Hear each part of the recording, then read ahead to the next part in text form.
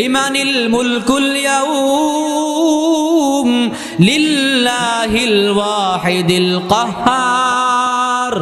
এরে গুনাহগারের দল, এরে বান্দা বল, আজকের দিনের রাজত্বটা কার? সব মানুষগুলা নাফসি নাফসি বলে কান্না করবে।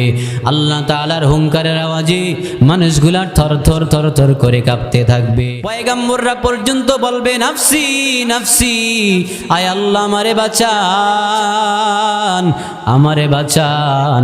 সব পয়গম্বররা নাফসি নাফসি বলে কান্না করবে। আয়েশা জিজ্ঞাসা করে, ও পয়গম্বর, যখন সব নবীরা নাফসি নাফসি বলে কান্না করবে, তখন আপনি নবী কোথায় থাকবেন? আমার নবী জবাব দেয়, এরা আয়েশা, যখন সব পয়গম্বররা নাফসি নাফসি বলে কান্না করবে, আমি নবী তখন মাকামে মাহমুদের ভিতরে সিজদায় পড়ে কান্না করব আর বলবো, উম্মতি, আয় আল্লাহ আমার উম্মতের বাঁচান, আয় আল্লাহ আমার উম্মতের বাঁচায়া দেন। আমি নবী তখন উম্মতের জন্য পাগল পারা হয়ে যাব। আমি নবী একবার দৌড়াইব মিজানের পাল্লার কাছে, আমার কোনো উম্মত না জানি আটকায়া যায়নি। আমি নবী দৌড়াইব হাউজে কাউসারের কাছে, আমি নবী দৌড়াইব ফুলসিরাতের পাড়ের কাছে।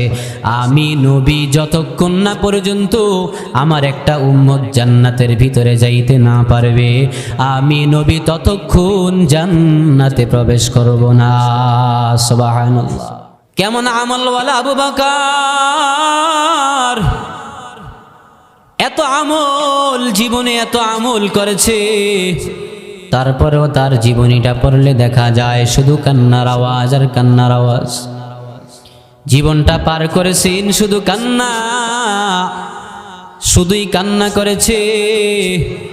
আল্লাহ তাআলা দুনিয়াতে 10 জন সাহাবীকে জান্নাতের সার্টিফিকেট দিয়ে দিয়েছেন। তার ভিতরে আবু বকর রাদিয়াল্লাহু তাআলা আনহু প্রথম জান্নাতের সার্টিফিকেট পেয়ে গেছেন। দুনিয়াতে থাইকাই জান্নাতের সুসংবাদ পেয়ে গেলেন। তারপরেও দেখা যায় আবু বকর শুধু কান্না, শুধুই কান্নার আওয়াজ। সাহাবায়ে কেরাম ডাক দিয়া কয়, এরে আবু বকর, আপনি তো দুনিয়াতেই জান্নাতের সার্টিফিকেট পেয়ে গেলেন, তারপরেও কান্না করেন কেন? কান্না করার কারণটা কি? আবু বকর জবাব দেয়, আমার হাবিব, আমার পয়গম্বর তো বয়ান করে শুনাইছেন হাসরের ময়দানটা কেমন কঠিন, হাসরের ময়দানটা কতটা ভয়ঙ্কর হবে। আমার হাবিবি তো বলেছেন, আল্লাহ তাআলা হাসরের মাঠে সূর্যটাকে বলবেন, এরে সূর্য 1.5 হাত মাথার উপরে তুমি চলে আসো। সূর্যটা 1.5 হাত মাথার উপরে চলে আসবে। সূর্যের গরমে জমিনটা পুড়ে পুড়ে তামা হয়ে যাবে। মানুষগুলা নাফসি নাফসি বলে কান্না করতে থাকবে। যখন সব পয়গম্বররা নাফসি নাফসি বলে কান্না করবে, আমি নবী তখন মাকামে মাহমুদের ভিতরে সিজদায় পড়ে কান্না করব আর বলবো, উম্মতি, আয় আল্লাহ আমার উম্মতের বাঁচান, আয় আল্লাহ আমার উম্মতের বাঁচায়া দেন। আমি নবী তখন উম্মতের জন্য পাগল পারা হয়ে যাব। আলহামদুলিমান কদ্দারা খায়রান ওয়া খাবালা, الحمد لمن قدر خيرا وخبالا، والشكر لمن صور حسنا وجمالا، والشكر لمن صور حسنا وجمالا.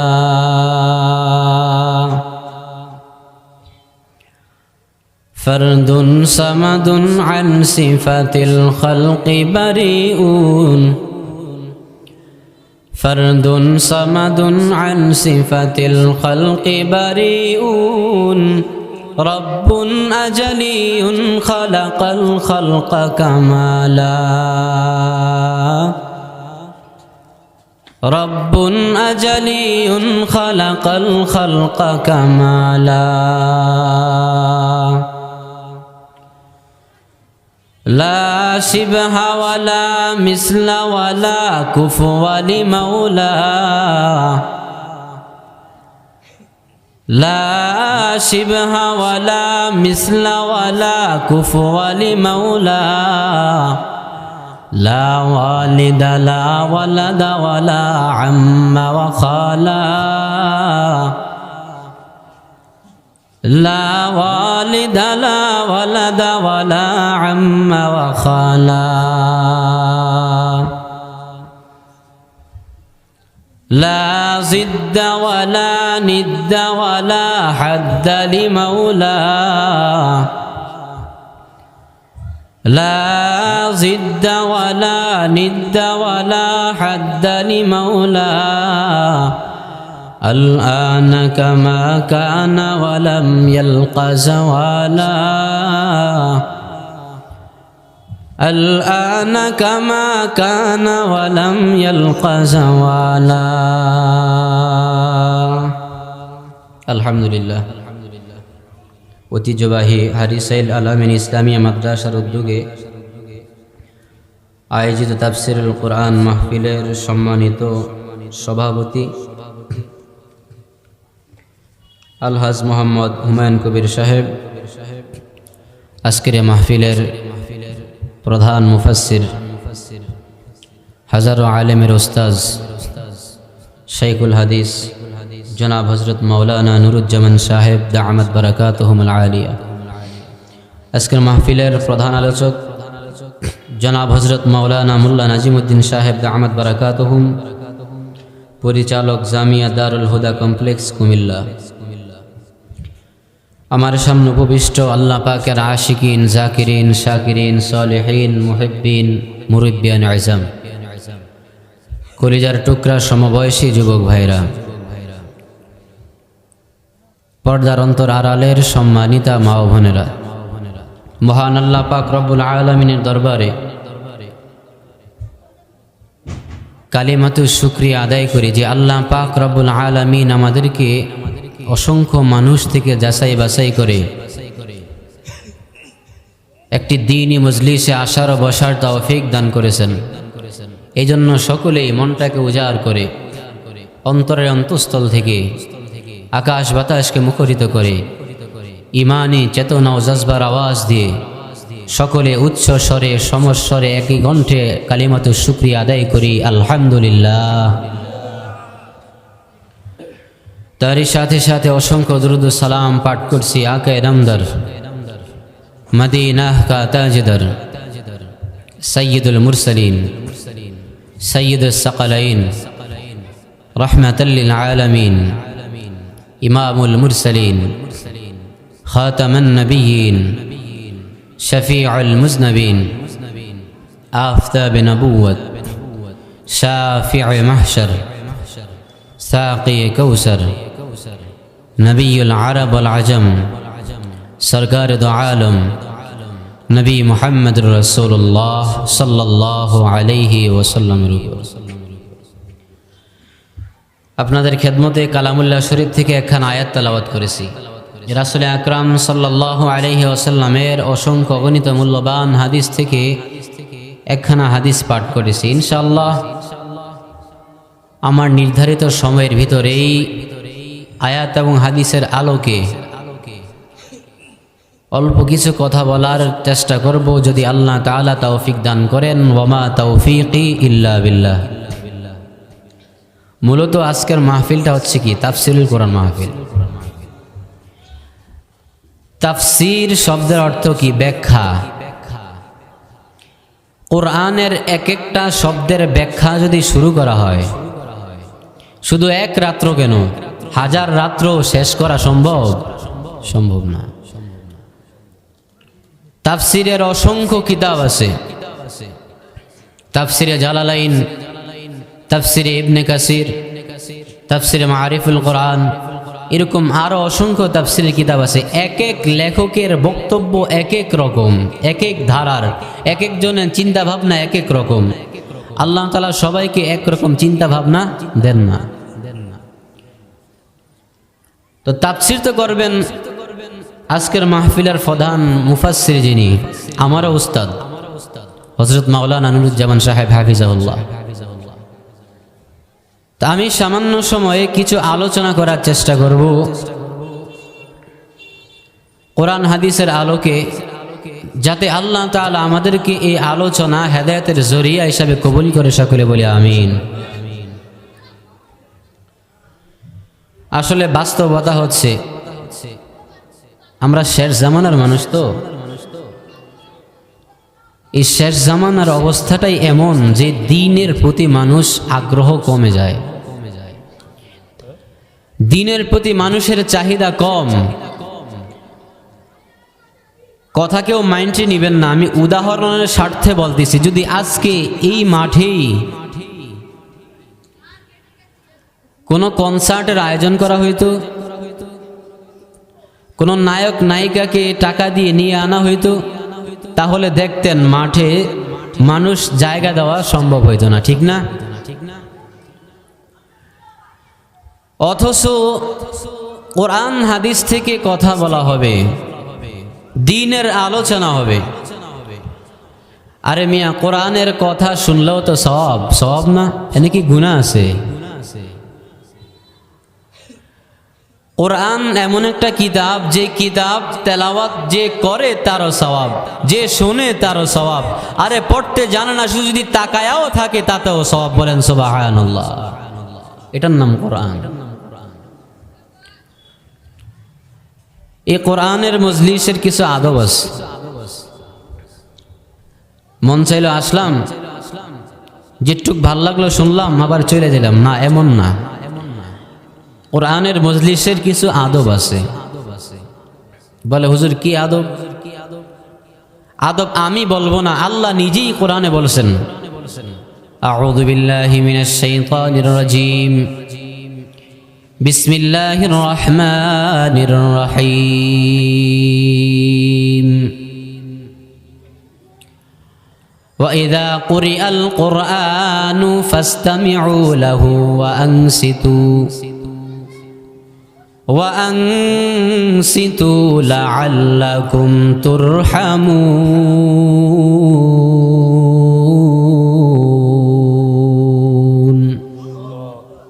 আল্লাহ তাআলা বলেন, যখন তোমাদের সামনে কোরআনুল কারীম থেকে তেলাওয়াত করা হয়, কোরআনের কথা বলা হয়, কোরআনের আলোচনা করা হয়, তখন কোরআনের আলোচনা শোনার জন্য দুইটা আদব।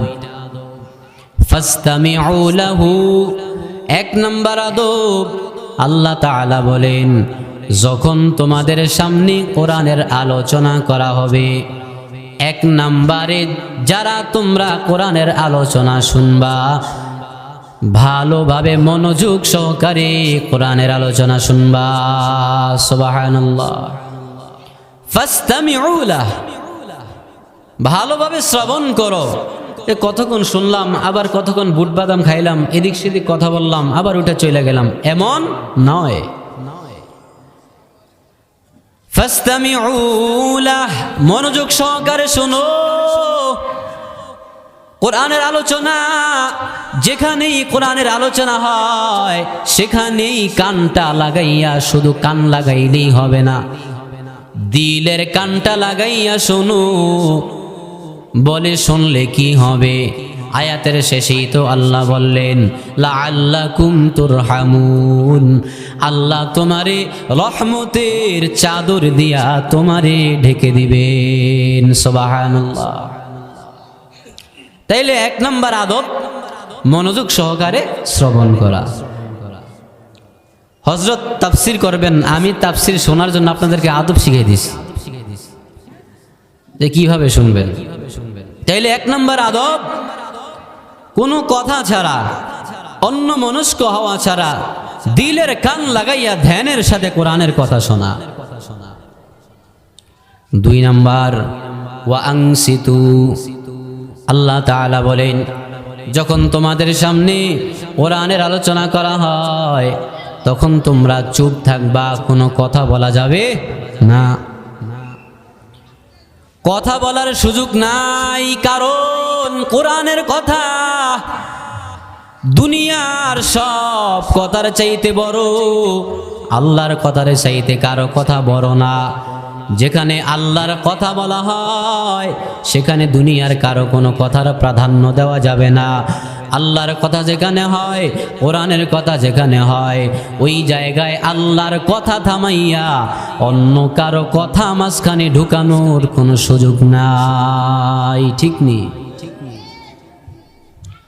এখন আমাদের বর্তমান পরিস্থিতি এমন হয়েছে যে কোরআনের আলোচনা হয় স্টেজে, হুজুরের আলোচনা করে, মাঝখান দিয়া কিছু কিছু নেতা আছে দেখবেন আইসা বলে হুজুর একটু থামেন, আমি একটু কথা কই। দেখছেন নি আপনারা?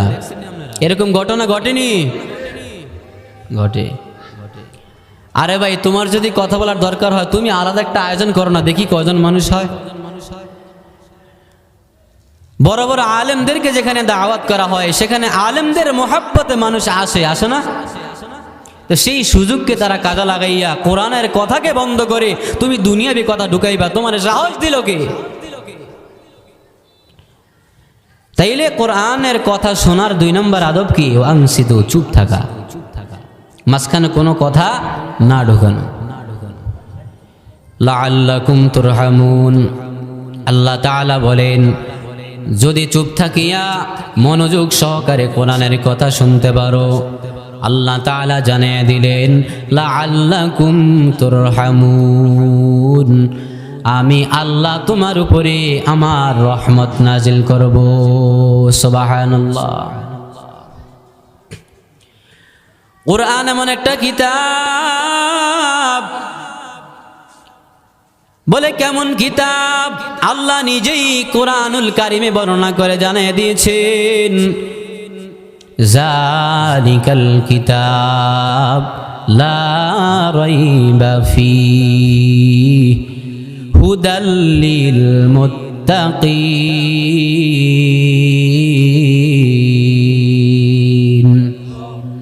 আল্লাহ তাআলা বলেন এটা এমন একটা কিতাব যেই কিতাবে কোনো সন্দেহ নাই। যদি কোরআনের ভিতরে কেউ কোনো সন্দেহ করে তাহলে তার ঈমান থাকে না। দুনিয়ার কত গ্রন্থকার গ্রন্থ লেখে, কিতাব লেখে, কিন্তু কিতাবের ভূমিকায় এটা জানাইয়া দেয় যে আমি কিতাব লেখলাম, যদি কিতাবে মানুষ হিসাবে ভুল হতেই পারে, যদি কোনো ভুল পাওয়া যায় আমাকে জানাইবেন, আমি ওই ভুলটা সংশোধন করে দিব। এই রকম কথা ভূমিকায় লেখা থাকে। কিন্তু আল্লাহ কোরআন লেখলেন, আল্লাহ কোরআন দুনিয়াতে পাঠাইলেন, আল্লাহ নিজেই জানাইয়া দিলেন ভূমিকার ভিতরে আমি আল্লাহ এমন কোরআন লেখলাম যেই কোরআনে ভুল থাকা তো দূরের কথা, ভুল থাকার কোনো সন্দেহ নাই। সুবহানাল্লাহ। হুদাল লিল মুত্তাকিন, এই কোরআন হচ্ছে মুত্তাকিনদের জন্য হেদায়েত। যারা মুত্তাকি হবে তাদের জন্য কোরআন হেদায়েত। আল্লাহ তাআলা বলেছেন ইয়া আইয়ুহাল্লাযীনা আমানুত্তাকুল্লাহ, হে দুনিয়ার ঈমানদারেরা আল্লাহ তাআলাকে ভয় করো। ইত্তাকুল্লাহ, আল্লাহর ভয় অন্তরে ঢুকায়া নাও। বলে কেমন ভয়? সাহাবায়ে কেরামের দিকে তাকায়া দেখো, সাহাবায়ে কেরাম আল্লাহ তাআলাকে কেমন ভয় করতেন। রাসূলের এক সাহাবী আবু বকর রাদিয়াল্লাহু তাআলা আনহু, যার জীবনে এত আমল, এত পরিমাণ আমল, হাদিসে আসছে আবু বকরের আমল যদি আল্লাহ তাআলা ভাগ করে দিতেন গোটা মানুষের মাঝে, বলে যত গুনাহগার আছে সব গুনাহগারগুলা শুধু আবু বকরের আমল দিয়া জান্নাতি হয়ে যাইত। সুবহানাল্লাহ। কেমন আবু বকর ছিলেন, কেমন আমলওয়ালা আবু বকর, এত আমল, জীবনে এত আমল করেছে, তারপরেও তার জীবনীটা পড়লে দেখা যায় শুধু কান্নার আওয়াজ আর কান্নার আওয়াজ। জীবনটা পার করেছেন শুধু কান্না শুধুই কান্না করেছে। আল্লাহ তাআলা দুনিয়াতে 10 জন সাহাবীকে জান্নাতের সার্টিফিকেট দিয়ে দিয়েছেন। তার ভিতরে আবু বকর রাদিয়াল্লাহু তাআলা আনহু প্রথম জান্নাতের সার্টিফিকেট পেয়ে গেছেন। দুনিয়াতে থাইকাই জান্নাতের সুসংবাদ পেয়ে গেলেন। তারপরও দেখা যায় আবু বকর শুধু কান্না, শুধুই কান্নার আওয়াজ।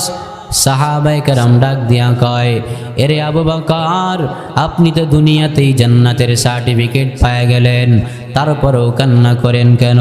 কান্না করার কারণটা কি? আবু বকর জবাব দেয়, আমার হাবিব, আমার পয়গম্বর তো বয়ান করে শুনাইছেন হাসরের ময়দানটা কেমন কঠিন, হাসরের ময়দানটা কতটা ভয়ঙ্কর হবে।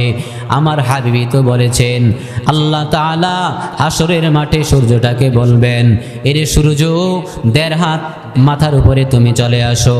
সূর্যটা 1.5 হাত মাথার উপরে চলে আসবে। সূর্যের গরমে জমিনটা পুড়ে পুড়ে তামা হয়ে যাবে। মানুষগুলা নাফসি নাফসি বলে কান্না করতে থাকবে। আল্লাহ তাআলা হুঙ্কার দিবেন, লিমানিল মুলকুল ইয়াউম লিল্লাহিল ওয়াহিদিল কাহ্হার। এরে গুনাহগারের দল, এরে বান্দা বল, আজকের দিনের রাজত্বটা কার? সব মানুষগুলা নাফসি নাফসি বলে কান্না করবে। আল্লাহ তাআলার হুঙ্কারের আওয়াজে মানুষগুলা থরথর থরথর করে কাঁপতে থাকবে। পয়গম্বররা পর্যন্ত বলবে, নাফসি নাফসি, আয় আল্লাহ আমারে বাঁচান, আমারে বাঁচান। সব পয়গম্বররা নাফসি নাফসি বলে কান্না করবে।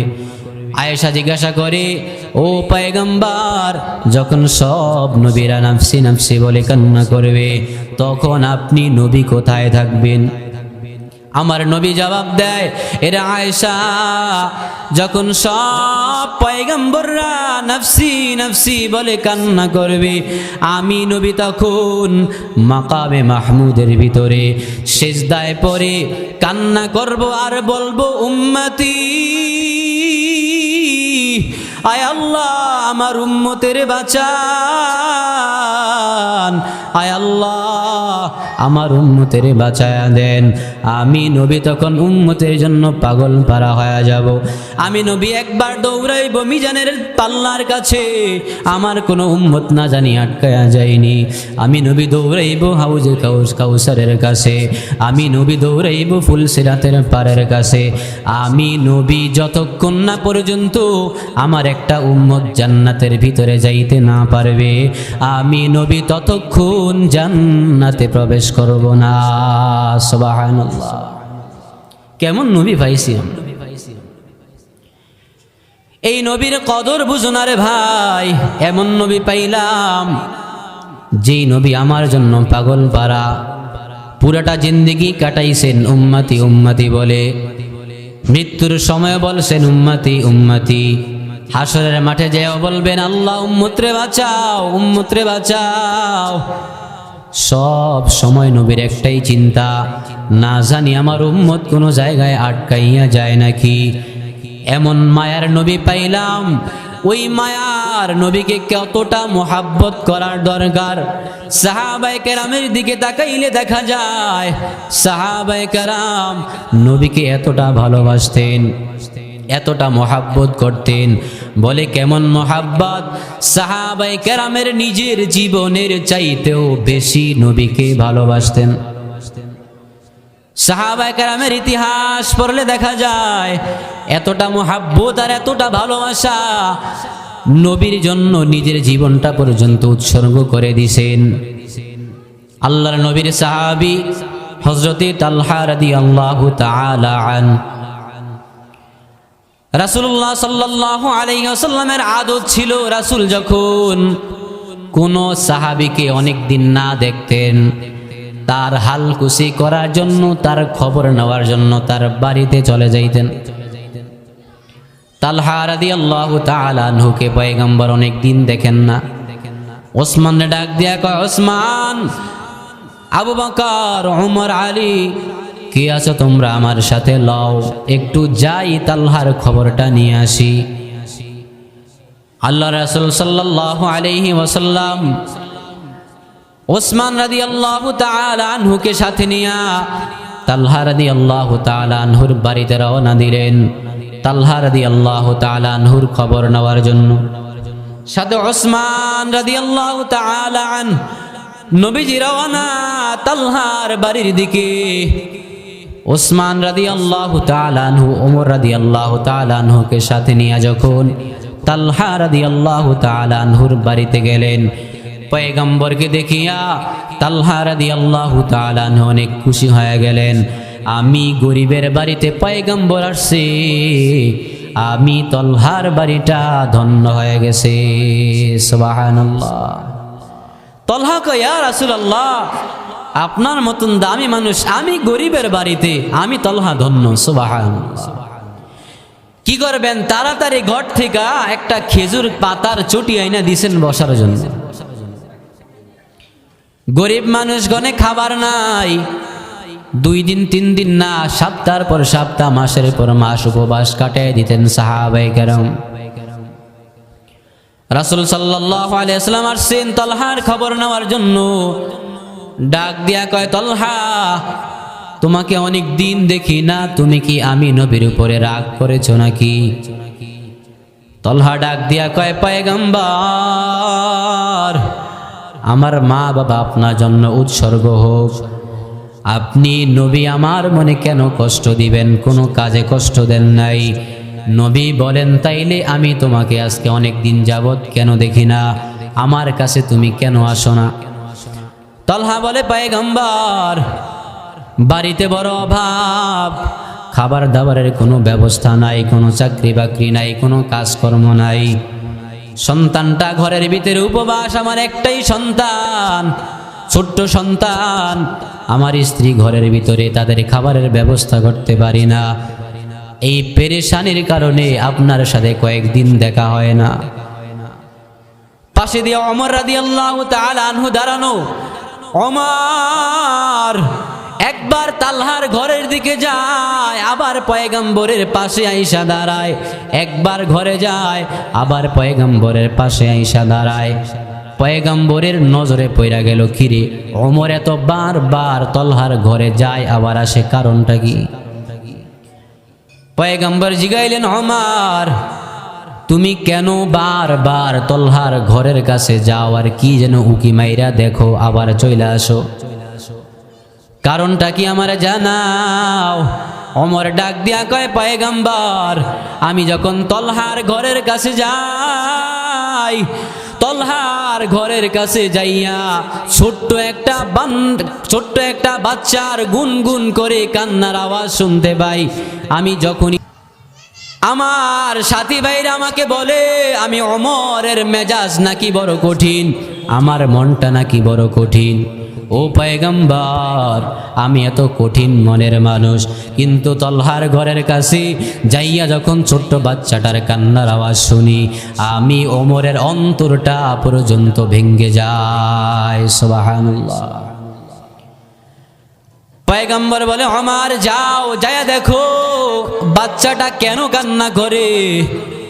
ওমর রাদিয়াল্লাহু তাআলা আনহু রাসূলকে নিয়ে যখন তালহার ঘরে প্রবেশ করলেন, তালহার ঘরে প্রবেশ করার পর যায় দেখেন কি আর সহ্যের ব্যাপার, ছোট্ট একটা বাচ্চা ভালো মতো হাঁটতেও পারে না। এই বাচ্চাটাকে ফিস মোড়া হাতে ঘরের খাম্বার সাথে বান্ধিয়া ফালায়া রাখছে। ছোট্ট একটা বাচ্চা ঘরের পিলারের সাথে হাত বেঁধে ফালায়া রাখছে। পয়গম্বর দেখা ঝরঝর কইরা চোখের পানিগুলা পড়তেছে। ডাক দিয়া কয়, রে তালহা, এটা কি কাজ তুমি করলা? এই ছোট্ট বাচ্চাটাকে তুমি কেন পাইদা রাখলা? এরে তালহা বল, এই বাচ্চাটা তোমার কি হয়? তালহা ডাক দিয়া কয়, পয়গম্বর, ওই যে আপনাকে বললাম আমার একটাই সন্তান, এটা আমার সন্তান, আমি আমার সন্তানটাকে ঘরের ভিতরে খুঁটির সাথে দড়ি দিয়া হাত বেঁধে তারে আটকায়া রাখছি। বলে, কেন রাখছো? তালহা জবাব দেয়, পয়গম্বর, আমি গরিব মানুষ, ভালো খাবারের কোনো ব্যবস্থা করতে পারি না। আপনি যে উঠানের ভিতরে বসছেন, ওই উঠানের ভিতরে একটা খেজুর গাছ আছে। ওই খেজুর গাছটা আমার না, ওই খেজুর গাছটা একটা ইহুদির খেজুর গাছ। বলে ওই ইহুদির খেজুর গাছ যখন খেজুরগুলা পাকে, এক একটা পাখি আইসা ওই খেজুরের ভিতরে ঠোকর দেয়, আর একটা একটা খেজুর যখন মাটির ভিতরে পড়ে, আমার ছোট্ট সন্তান না বুঝে, সে তো বুঝে না গাছটা কার, সন্তানটা না বুঝে ওই গাছের নিচ থেকে খেজুর নিয়ে আইসা সে খেয়ে ফেলে। আর ইহুদি যখন দেখতে পায় যে তার গাছ থেকে আমার সন্তান খেজুর খায়, আর ওই ইহুদি আমাকে গালি দেয়, আবার বাবা মার নাম তুইলা গালি দেয়। ও পয়গম্বর, আমাকে গালি দেয়, আমার মনে কোনো কষ্ট নাই। আমার বাবা মাকে গালি দেয়, আমার মনে কোনো কষ্ট নাই। কিন্তু ওই ইহুদি যখন আপনার নাম দইরা গালি দেয়, ওই ইহুদি যখন বলে তোমরা কেমন মুসলমান, তোমরা কেমন নবীর উম্মত, আরেকজনের গাছ থেকে খেজুর চুরি কইরা খেয়ে ফেলো, এইরকম আপনার নাম দইরা যখন গালি দেয়, আমি নবী আমার মনটারে মানাইতে পারি না। আমার সামনে আমার নবীরে গালি দিবে, আমি এটা সহ্য করতে পারবো না রে পয়গম্বর। এই জন্য আমার সন্তান যাতে ইহুদির গাছের নিচে যাইতে না পারে, এই জন্য সন্তানটারে ঘরের ভিতরে হাত বান্ধিয়া ফালাইয়া রাখছি। আমার নবীর চোখ দিয়া ঝরঝর করে পানি পড়তেছে আর কান্না করে, ডাক দিয়া করে তলহা এটা কেমন কাজ তুমি করলা? আমার নবী বলে, এ সাহাবায়ে কেরাম কে আছো, এই গাছটাকে আমার জন্য কিনে আনতে পারবা? সঙ্গে সঙ্গে ওসমান দাঁড়ায় গেলেন, পয়গম্বর আমারে অনুমতি দেন, আমি আপনার এই গাছটা কিনে এনে দেই। ওসমান রওনা হয়ে গেলেন ইহুদির বাড়িতে খেজুর গাছটাকে কেনার জন্য। যা বলতেছি, ইহুদি ভাই তোমার খেজুর গাছটা আমার নবী চেয়েছেন কিনে নিবেন, বলো তোমার খেজুর গাছটার দাম কত? আমি ওসমান তোমার খেজুর গাছটাকে কিনতে চাই। সুবহানাল্লাহ। ওসমান বলে, ইহুদি ভাই বলো তোমার খেজুর গাছের দাম কত, আমি কিনবো। ইহুদি তো চালাক, ইহুদিরা জানে যে সাহাবায়ে কেরাম নবীকে কি পরিমাণ মোহাব্বত করে। সে বুঝতে পারছে যে ওসমান তো অনেক ধনী, অনেক টাকা পয়সা আছে, দেখি এই সুযোগে তার কাছ থেকে কিছু আদায় করা যায় কিনা। এই সুযোগে সে ভাবছে যে ওসমানের কাছে এখন যা চাই সে তো তাই দিয়ে দিবে, কারণ নবী চাইছে। ওসমান জিজ্ঞাসা করে, ইহুদি ভাই তোমার খেজুর গাছের দাম কত বলো, আমি তোমার খেজুর গাছকে কিনে নিব। ইহুদি বলে, ওসমান আমি আমার খেজুর গাছটাকে বিক্রি করব না। ওসমান বলে, এই ইহুদি ভাই আমি তোমারে একটা খেজুর গাছের বিনিময়ে দুইটা খেজুর গাছ দিব, তারপরও তুমি তোমার খেজুর গাছটা আমারে দেয়া দাও। ইহুদি বলে, না আমি আমার খেজুর গাছটাকে বিক্রি করব না। ওসমান বলে, ভাই আমি তোমারে একটা খেজুর গাছের বিনিময়ে 5টা খেজুর গাছ দিব, তোমার খেজুর গাছটা আমার কাছে বিক্রি করে দাও। ইহুদি বলে, না আমি খেজুর গাছ বিক্রি করব না। ওসমান বলে, ভাই আমি তোমার একটা খেজুর গাছের বিনিময়ে 10টা খেজুর গাছ দিব। ইহুদি রাজি হয় না।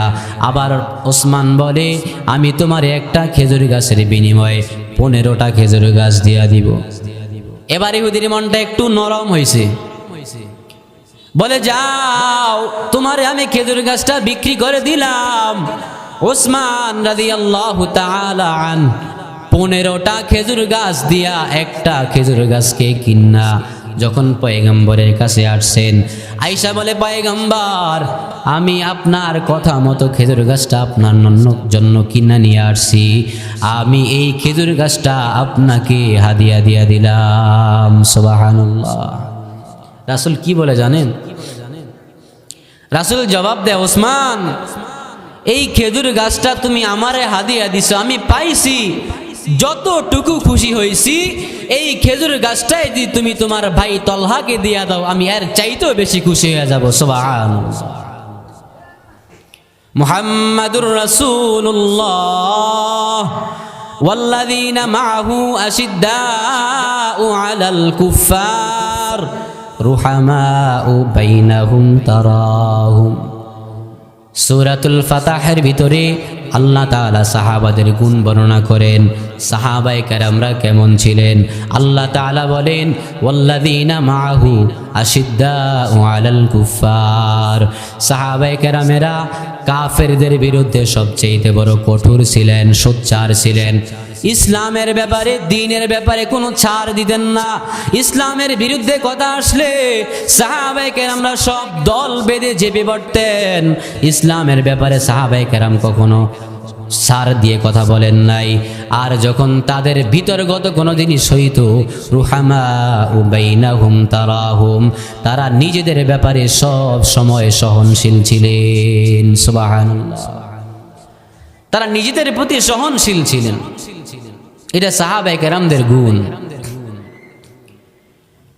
যে তলহা রাদিয়াল্লাহু তাআলা আনহুর একটা খেজুর গাছ দেওয়ার জন্য ওসমান 15টা খেজুর গাছ দিয়ে দিস, এটা তো সামান্য কথা। আরো ঘটনা আছে, যেই ঘটনাগুলোর ভিতরে আছে যে শুধু 15টা না, পুরো একটা খেজুর বাগানে দিয়ে দিছে। সুবহানাল্লাহ, এটা সাহাবায়ে কেরামদের গুণ। কথা আসছে কোথা থেকে মনে আছে? ওই যে কোরআনের তাফসীর শোনার আদব।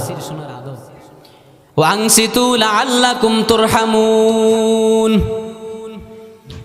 কোরআন শুননেওয়ালাদের আদব হলো দুইটা।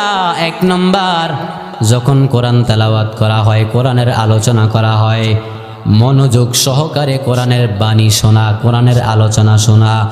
2 নম্বর, ধৈর্য সহকারে নিচুপভাবে আলোচনা শোনা। সুবহানাল্লাহ। তাইলে এই 2 গুণ নিয়া, 2 আদব নিয়া যদি কেউ কোরআনের আলোচনা শুনতে পারে, ওয়াল্লাহি আল্লাহর কসম, আল্লাহ ওই বান্দাকে আল্লাহর রহমত দিয়া ভরপুর করে দিবেন। সুবহানাল্লাহ। আচ্ছা, এবার বলেন তো, কোরআন এমন একটা কিতাব যেই কোরআনের ভিতরে আল্লাহ তাআলা কোরআনকে দুনিয়ার মানুষের জন্য সংবিধান হিসাবে পাঠাইছেন, ঠিক নি? কোরআন দুনিয়ার মানুষের জন্য কি সংবিধান না? বিশ্বাস হয় আপনাদের? অনেকের বিশ্বাস হয় না। কিছু কিছু রাজনীতিবিদ আছে এটা মানতে চায় না। কোরআন যে সংবিধান এটা মানতে চায় না। কারণ যদি কোরআনকে সংবিধান মানা হয়, কোরআনের আইন যদি বাস্তবায়ন করা হয়, কিছু কিছু মানুষের পেটে খাবার পড়া বন্ধ হয়ে যাইব, ঠিক না? কোরআন এমন একটা কিতাব যেই কোরআনের ভিতরে রাজনীতি আছে না নাই, রাষ্ট্রনীতি আছে না নাই, সমাজনীতি আছে না নাই, অর্থনীতি আছে না নাই। কোরআন এমন একটা কিতাব যেই কোরআনের ভিতরে আল্লাহ রাষ্ট্রনীতি, অর্থনীতি, সমাজনীতি, পৌরনীতি, সব রাজনীতি সব কিছুর আলোচনা আল্লাহ কোরআনে দিয়ে দিছে। কিন্তু এটা অনেকে মানতে চায় না, বলে কোরআনে আবার কিসের রাজনীতি? হুজুর রাজনীতি করেনি, হুজুরকে আবার কি রাজনীতি? অনেকে টিটকারি করে না, রাজনীতিটারে তারা একটা অপছন্দনীয় জিনিস মনে করে। অথচ রাজনীতির জন্মই দিয়েছে আমাদের আদি পিতা আদম আলাইহিস সালাম এবং মুহাম্মদুর রাসূলুল্লাহ সাল্লাল্লাহু আলাইহি ওয়াসাল্লাম, যিনি মদিনা থেকে পুরা মক্কা মদিনা সহ গোটা বিশ্বকে যিনি পরিচালনা করছেন মদিনা থেকে। এটা কি রাজনীতি না? কথা আসলে এটা না, কথা এটা না। পার্থক্যটা কোথায়? আমি গবেষণা করে দেখলাম, কোরআনের ভিতরে রাজনীতি আছে, রাষ্ট্রনীতি আছে, অর্থনীতি আছে, সমাজনীতি আছে, পৌরনীতি আছে, সব আছে। আমরা এটা বিশ্বাস করি। কিন্তু প্রচলিত রাজনীতি আর রাষ্ট্রনীতিটা হচ্ছে এমন, প্রচলিত রাজনীতি আর রাষ্ট্রনীতি তোমাদেরকে ধান্দাবাজি আর চান্দাবাজি শিখায়, গুম লুট খুন এগুলা শিখায়। আর কোরআনের রাজনীতি ইনসাফ কায়েম করা শিখায়, ঠিক কিনা? তাইলে কোরআনের ভিতরে সব কিছুই দেওয়া আছে, তারপরও মানি না, এটা আমাদের ব্যর্থতা। এই জন্য কোরআনের আইনকে বাস্তবায়ন করার দরকার আছে না নাই? কে কে রাজি আছেন? 2টা হাত উঠিয়ে দেখাই দেন তো। নারায়ে তাকবীর। আল্লাহ তাআলা সকলকে কবুল করুন। বিগত বছর তো সুযোগ হয় নাই, এই জন্য অনেকে বলবেন যে হুজুর ভোট দেওয়ার সুযোগ আমরা পাই নাই। কেমনে কি করতাম, কিন্তু এবার তো সুযোগ আল্লাহ কইরা দিছে নাকি? এবার সুযোগ আছে তো ইনশাআল্লাহ। এবার দেখা যাবে যে তৌহিদি জনতা ইসলামকে বিজয় করতে পারে কিনা ইনশাআল্লাহ।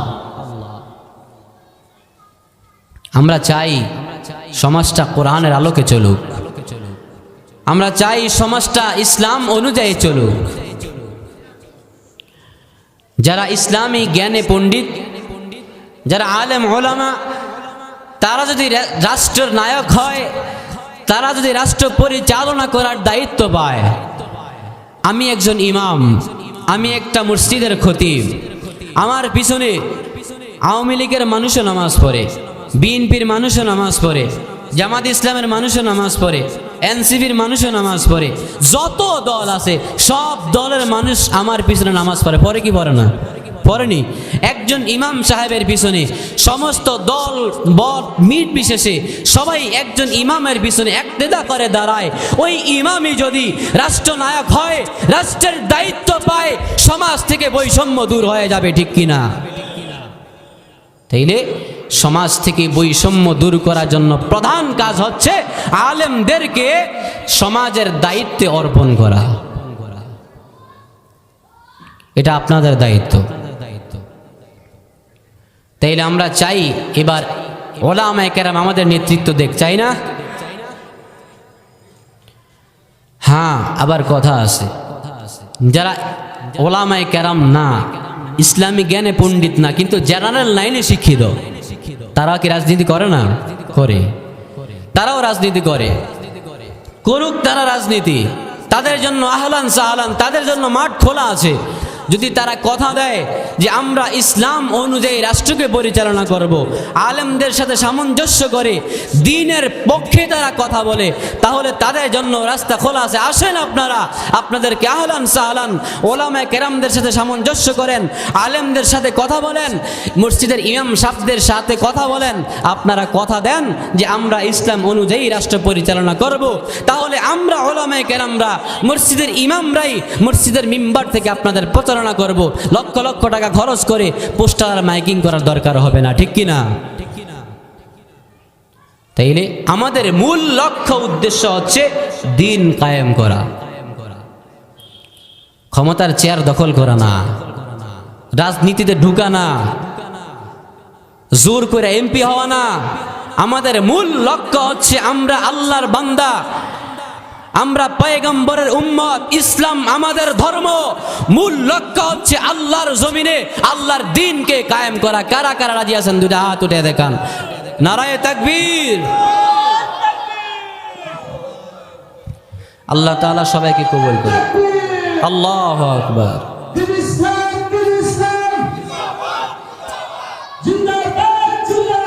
দিন ইসলাম, দিন ইসলাম। আল্লাহু আকবার। আল্লাহ তাআলা সকল ভাইকে কবুল করুন। শুধু স্লোগান দিলেই হবে না, স্লোগানকে বাস্তবায়ন করতে হবে।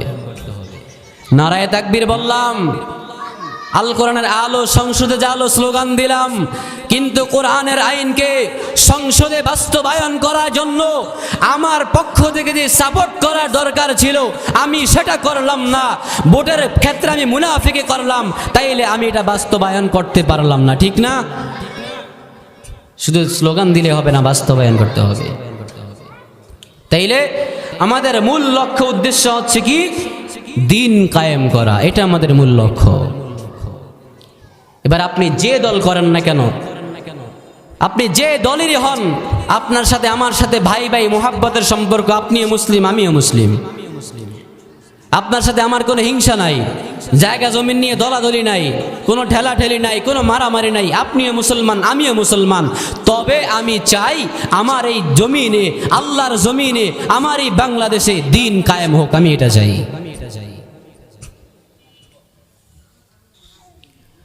আল্লাহ তাআলা এতে বলছেন, যুগে যুগে আদম আলাইহিস সালাতু ওয়াস সালাম থেকে শুরু করে মুহাম্মদুর রাসূলুল্লাহ সাল্লাল্লাহু আলাইহি ওয়াসাল্লাম পর্যন্ত এত নবী রাসূল পয়গম্বর প্রেরণ করেছেন। উদ্দেশ্য ছিল কি? দ্বীনকে কায়েম করা, লা ইলাহা ইল্লাল্লাহ, এটাই মূল কথা। আল্লাহ ছাড়া কোনো ইলাহ নাই। আল্লাহর জমিনে আল্লাহর দিন কায়েম হবে, এটা নিয়েও যাদের মাথা ব্যথা হয়, এটার বিপক্ষে যারা কথা বলে, যারা বলে আমরা শরীয়ত মানি না, যারা আউল বাউলদের পক্ষ নেয়, যেই বাউল আমার আল্লাহ সম্পর্কে কটূক্তি করেছিল, যেই বাউল বলেছিল আল্লাহর আগাও নাই মাথাও নাই, আল্লাহর এটা মুখ না হোক, নাউজুবিল্লাহ বলবেন না? যে বাউল 95% মুসলমানের বাংলাদেশে আল্লাহকে নিয়ে কটূক্তি করে, আর তাওহীদি জনতা ওই বাউলের বিপক্ষে স্লোগান দেয়, আর কিছু ধর্মান্ধ বলে আমাদেরকে গালি দেয়। আর ওই যে ফরহাদ মজহার, সে বলে নাকি যে আবুলকে ছাড়ো, না হয় আমাকে গ্রেফতার করো। যে ফরহাদ মজহার এই কুফরির মতবাদের পক্ষ নিয়েছে, আমরা স্পষ্ট জানাতে চাই, যারাই দুনিয়াতে আল্লাহ তাআলার তাওহীদকে, দিনকে কায়েম করার বিপক্ষে আসবে, আমরা তাদের বিপক্ষে লড়াই করে যাব ইনশাআল্লাহ। রাজি আছেন তো সবাই? আপনি যেই হন না কেন, বিগত বছর ছিল দরবেশ বাবা, মনে আসেনি আপনাকে? দরবেশ বাবা শেষমেশ দাড়িগুলা সাইচ্ছা নৌকা দিয়ে ফালাইছে দরবেশ। এখন বর্তমান হয়েছে ফরহাদ মজহার, আর এক নব্য নাস্তিক, যাকে উপদেষ্টা আসনে বসায় রাখছে। এই ফরহাদ মজহার ওই বাউল আবুলের পক্ষ নিস, যে নাকি আল্লাহর বিপক্ষে কটূক্তি করছে, কুফরি মতবাদ, খারাপ কথায় কথা বলছে আল্লাহকে নিয়ে, ওই বাউলের পক্ষ নিছে ফরহাদ মজহার। আমরা স্পষ্ট জানিয়ে দিতে চাই, যদি এখনো পর্যন্ত ওই বাউলের পক্ষ থেকে সরে না আসে, এবং সে বলেছে যে মানিকগঞ্জে গিয়ে আমরা গণসমাবেশ করব, মানববন্ধন করব, আমরা স্পষ্ট জানিয়ে দেই, আপনি আসেন মানববন্ধন করার জন্য। বাংলাদেশের 16 লক্ষ তাওহীদি জনতা প্রস্তুত আছে। যেমনিভাবে পূর্বযুগীয় আওয়ামী লীগের সময় দরবেশ বাবা দাড়িগুলা চাইছে বাংলাদেশ থেকে পালাইছে, আমরাও ফরহাদ মজহারের দাড়িগুলা কোদাল দিয়া চাইছে রাইখা দিব। রাজি আছেন তো সবাই? আল্লাহর জমিনে কোন তাওহীদ বিপন্থী কাউকে আমরা ছাড় দিয়ে কথা বলবো না ইনশাআল্লাহ। তাইলে আমার আলোচ্য বিষয় হচ্ছে কি, কোরআনের তাফসীর শোনার আদব। এখান থেকে আলোচনা চলতেছে, আল্লাহর জমিনে কোরআনের কথা হবে, দ্বীনের কথা হবে, ইসলামের কথা হবে। এগুলা নিয়েও যদি কারো মাথা ব্যথা হয়, এগুলার বিপক্ষে কেউ কথা বলে, বুঝতে হবে স্পষ্ট তার ঈমানের ভিতরে ঘাবলা আছে, ঠিক কি না? আল্লাহ রাসূল বলেন, ক্বালান নবী সাল্লাল্লাহু আলাইহি ওয়াসাল্লাম, শেষ করতেছি, আসহাবী কান্নুজুম বিআইয়িহি মুক্তাদাইতুম ইহতাদাইতুম। পয়গম্বর বলেন, সাহাবায়ে কেরাম হচ্ছে আসমানের নক্ষত্রের মতো, তারকার মতো।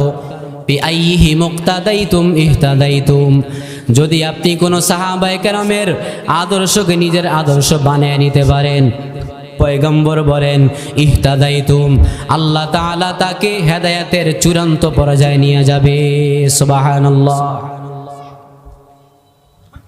এইলে রাসূলের কথা কি, যে সমস্ত সাহাবায়ে কেরাম হচ্ছে আকাশের নক্ষত্রের মতো, তারা সবগুলো একরকম দেখা যায় না। সাহাবায়ে কেরামের সবার মর্যাদা সম্মান সমান। আপনার যাকে ভালো লাগে, যে কোনো একজন সাহাবার জীবনীকে যদি আপনার জীবনের মতন বানাইতে পারেন, আল্লাহ তাআলা আপনাকে হেদায়েত দিয়ে দিবেন। সুবহানাল্লাহ। তাইলে সময় শেষ, আমার কথা হচ্ছে দুইটা, আলোচনা আরো হবে ইনশাআল্লাহ। প্রধান মেহমান আসবেন, প্রধান মুফাসসির আসবেন, আলোচনা শুনবেন তো সবাই ইনশাআল্লাহ? শুনবেন দুইটা গুণ নিয়ে, এটাই এতক্ষণ বলছি। গুণ কয়টা? দুইটা। 1 নাম্বার মনোযোগ সহকারে শ্রবণ করা, 2 নাম্বার চুপ থাকা।